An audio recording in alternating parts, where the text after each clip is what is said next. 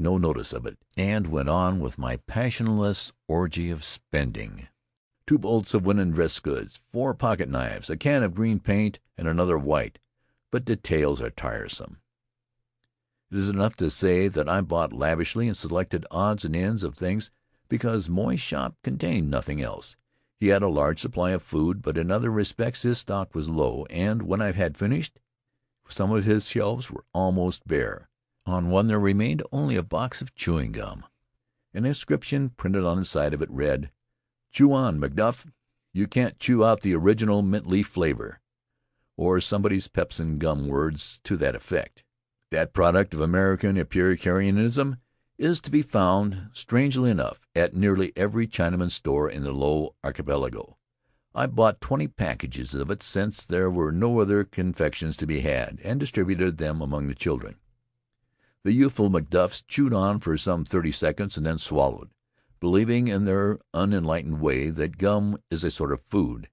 I had read of monkeys dying in zoos because of the same practice, but in so far as I knew, there were no ill effects from it at Retiaro, either then or later.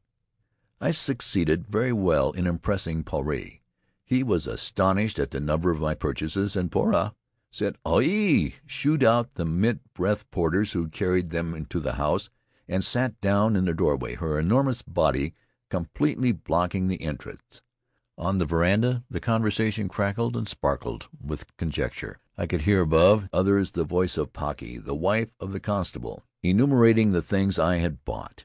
It sounded odd in Paumotan, a high-pitched recitative of strange words, most of them adapted from the English, since all the articles were unknown to the natives before the coming of the traders.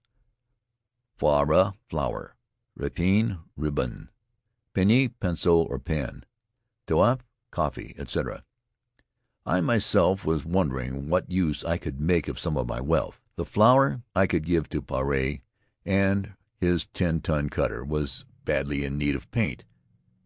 Pora would be glad to have the dress goods for herself and her girls, for the Rotarians put aside their poros on Sunday and are dressed in European costume. I could also give her the mosquito netting as a drapery for the guest bed. I had, in fact, bought it with that end in mind, for on windless nights, particularly after a rain, the mosquitoes were a fearful nuisance. Faery's household was used to them, but I tossed and tumbled, and at last would have to paddle out on the lagoon and stay there till morning. The coffee, likewise, was for my own use, Faery believing that the drinking of either tea or coffee was forbidden by his variety of the Christian religion.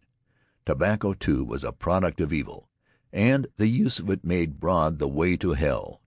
It is impossible to believe that any missionary would wander so far to preach such theology. What had happened, very likely, was that one of the more austere churchmen who visit Retiaro at rare intervals had condemned those white man's comforts as injurious to health.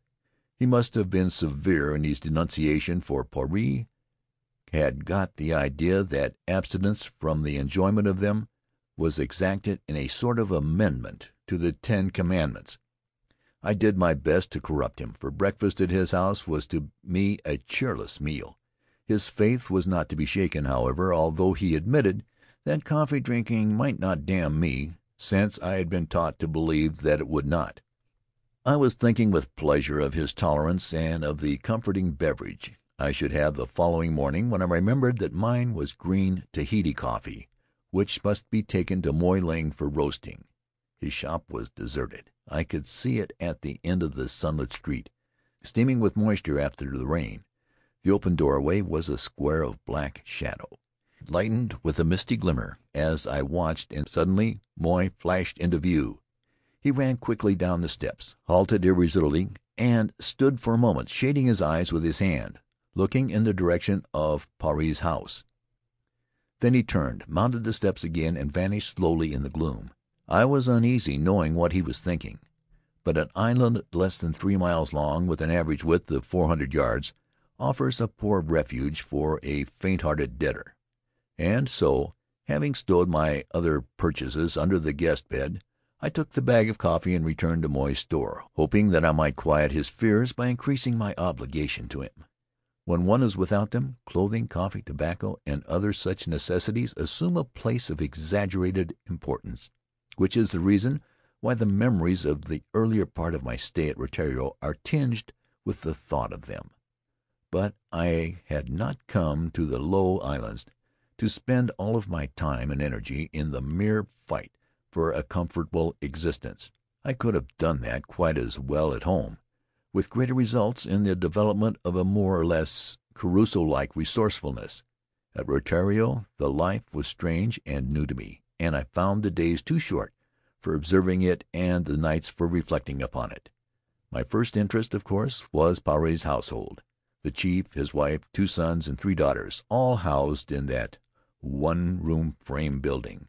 The room was commodious, however, about 20 feet by 15, and on the lagoon side there was a broad veranda where Poura and her daughter did much of their work and passed their hours of leisure. Behind the house was a large cistern, built of blocks of cemented coral, and a small out-kitchen made of the odds and ends of packing-cases and roofed with thatch. I wondered at Faery's preference for a board box covered with corrugated iron to the seemly houses of the other Rutiarians. He thought it a palace, and being a chief, the richest man of the atoll, it was in keeping with the later Paumotuan tradition that he should have a white man's kind of dwelling. Unsightly though it was, without the economy of furnishing, gave the interior an air of pleasant spaciousness, like that of the island itself, with its scarcity of plant life and of trees other than the coconut.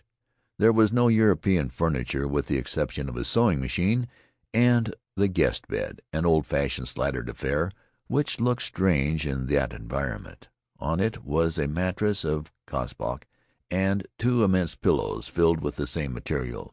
The linen was immaculate, and the outer coverlet decorated with hibiscus flowers worked in silk. I had no hesitation in accepting the bed, for it would not have held Faery and his wife. The slats would have given away at once under their weight, and Poura assured me that the children preferred sleeping on their mats on the veranda. The rest of the furnishings were like those of the other houses: 2 or 3 chests for clothing, pandanus mats for the floor, paddles, fishing spears, and water glasses, stacked in a corner or lying across the rafters. An open cabinet of native manufacture held the toilet articles of the women, a hand mirror, a few combs, and a bottle of unscented coconut oil, the one cosmetic of the Low Islands, which was used by all members of the family. There were also several articles of jewelry, such as the trader's cell, some fishing hooks of pearl shell, and on a lower shelf a Tahitian Bible. The walls were hung with branches of curiously formed coral, hat wreaths, and necklaces of shell wrought in beautiful and intricate designs. There were no pictures other than the open windows looking out on the lagoon in one direction and in the other across the level, shaded floor of the island towards the sea. We spent but little time indoors. All of the cooking was done in the open, and we had our food there, sitting cross-legged around a cloth of green fronds. The trees around us furnished the dishes. I had not used my tin spoon and the 2-pronged fork since the evening of my arrival, and learned to suck the mai-tai sauce from my fingers with as loud a zest as any of them. Usually we had 2 meals a day at Rutiaro, but there was no regularity about the time of serving them. We ate when we were hungry, and food was to be had sometimes in the middle of the afternoon and as late as 10 in the evening. That is one reason why I remember so well the feast prepared by Poura and her daughters and served by them, for they never sat down to their own food until we had finished. Feasts of a simple kind, but by Jove, how good everything tasted after a day of fishing and swimming in the lagoon or out at sea. I didn't tire of coconuts as quickly as I had feared I should, and the fish were prepared in a variety of ways: boiled, roasted over hot stones, grilled on the coals, or we ate them raw with a savor of mai-tai sauce. Faery's dog, one of the best fishers of the island, was the only member of the family discriminating in his requirements. He often came up while we were at dinner with a live fish in his mouth, which he would lay at Poura's feet, looking at her appealingly until she cooked it for him. Sometimes, to tease him, she threw it away, but he would bring it back